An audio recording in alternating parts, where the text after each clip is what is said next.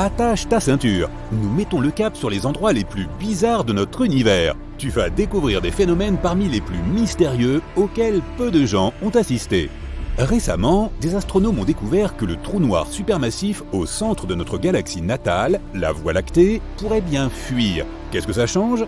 Eh bien, cela pourrait signifier que ce trou noir, appelé Sagittarius A étoile, et dont la masse est 4,1 millions de fois celle de notre Soleil, n'est pas un géant endormi comme on le pensait auparavant. Il pourrait être encore actif. Et la fuite enregistrée par les scientifiques pourrait être le trou qui rote en avalant des nuages de gaz. Eh, ça arrive même aux meilleurs d'entre nous.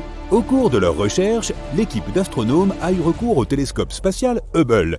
Il les a aidés à repérer un jet semblable à la flamme d'un chalumeau. Il se détachait des nuages d'hydrogène au centre de notre galaxie. Ce jet semblait cracher du gaz comme un tuyau qui arroserait un tas de sable. Cela se produit souvent autour d'autres trous noirs actifs, entourés par toute la matière qu'attire leur immense attraction gravitationnelle. Une partie de ces matériaux est attirée dans le trou noir, mais une petite partie est rejetée vers l'extérieur par de puissants champs magnétiques. Les recherches suggèrent que lorsqu'un nuage de gaz gigantesque s'approche trop près de notre trou noir supermassif, il est avalé, et le trou éructe alors de petits jets de matière. Les bulles de Fermi pourraient être le résultat des éructations qui se sont produites il y a environ 2 à 4 millions d'années. Mais récemment, les scientifiques ont découvert une autre bulle géante de gaz chaud. Elle est alignée avec le jet qui s'étend sur plus de 35 années-lumière à partir de notre trou noir supermassif. Les astronomes soupçonnent que ce jet aurait pu s'enfoncer dans cette bulle de gaz et la faire croître. Maintenant, allons visiter d'autres endroits à couper le souffle de notre univers. Mais faites très attention, certains d'entre eux sont extrêmement dangereux. Comme cette étoile à neutrons surnommée pulsar de la Veuve Noire. Tout comme l'arachnide du même nom, il grignote son partenaire, une étoile naine brune plutôt légère. Plus ce pulsar consomme de matière, plus il tourne lentement. L'énergie que l'étoile à neutrons perd dans le processus fait que son compagnon stellaire s'étiole. Si elles existent, les pattes nucléaires sont le matériau le plus solide de tout l'univers. Formée à partir des restes d'étoiles éteintes, cette substance est comprimée pour former des enchevêtrements de matière ressemblant à des spaghettis. Elle peut se casser, mais seulement si tu y appliques 10 milliards de fois la pression nécessaire pour briser l'acier. Que dirais-tu de visiter une planète où il pleut du verre ? Perso, je ne préfère pas. Cette exoplanète bleu vif semble paisible et légèrement familière. Ne trouves-tu pas qu'elle ressemble légèrement à la Terre ? Mais cette apparence charmante dissimule la nature terrifiante de la planète.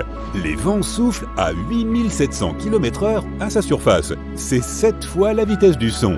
Mais ce n'est pas le pire. Il pleut du verre latéralement sur ce monde extraterrestre en fusion. Les tsunamis solaires sont un phénomène cosmique surnommé événement de terminaison. Ces tsunamis se produisent à l'équateur du Soleil. Des collisions cataclysmiques de champs magnétiques semblent provoquer de gigantesques tsunamis jumeaux de plasma. Ces tsunamis déchirent la surface de l'étoile, se déplaçant à une vitesse de 300 mètres par seconde. Ils peuvent durer des semaines d'affilée et se produisent toutes les décennies environ. Regarde ce corps spatial. Son surnom est l'Hyperion électrique. Ce satellite de Saturne est l'une des lunes au look le plus bizarre du système solaire. Mais son apparence n'est pas la chose la plus étrange. Cette roche, semblable à de la pierre ponce et constellée d'innombrables cratères, est aussi chargée d'électricité statique et elle se répand dans l'espace. Regarde ça, une planète errante avec des aurores. Perdues dans l'espace et dérivant à travers les galaxies, les planètes errantes ont autrefois été projetées loin de leur étoile mère. Mais l'une d'entre elles, à 200 années-lumière de la Terre, est différente des autres. C'est un objet de la taille d'une planète, mais avec un champ magnétique 200 fois plus puissant que celui de Jupiter. Ce champ est si puissant qu'il génère des aurores scintillantes dans l'atmosphère de la planète. Reste loin des trous noirs. Est-il nécessaire de le rappeler ? Oui, ils font partie des objets les plus périlleux de l'univers. Mais qu'en est-il des mini-trous noirs ? Contrairement à leurs frères et sœurs massifs, les hypothétiques mini-trous noirs pourraient être vraiment minuscules, pas plus gros qu'un atome. Mais même ainsi, un seul de ces objets minuscules aurait la masse d'1 millier de voitures. Une théorie prétend que des tonnes de micro-trous noirs auraient pu être créés juste après le Big Bang et le début de l'univers. Certains scientifiques vont même jusqu'à affirmer que quelques mini-trous noirs traversent notre planète chaque jour. Ah, je parie que tu vas aimer notre prochain arrêt, une planète de glace brûlante. La lointaine exoplanète Gliese 436b, d'une taille comparable à celle de Neptune, est un paradoxe. Elle est faite de glace chaude.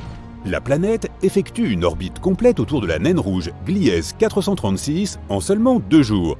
Cela signifie qu'elle voyage remarquablement près de son étoile mère.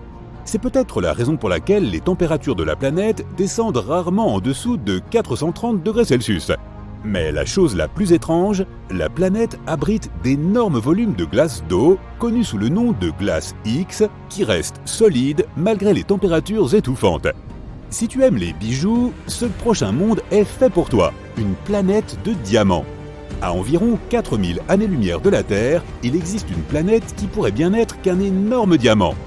La planète est plus dense que toutes les autres découvertes jusqu'à présent et se compose principalement de carbone.